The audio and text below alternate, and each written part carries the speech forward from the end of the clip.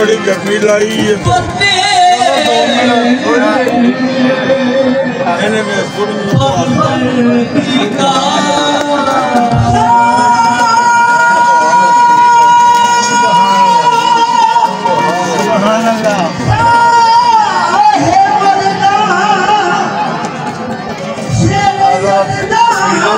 खिंच के तो फिर लौट देंगे।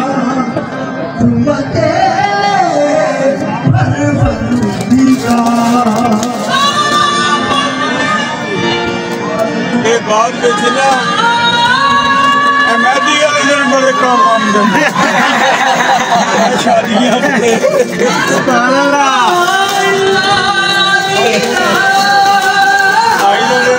बाद शादियां में आमदन बड़े आते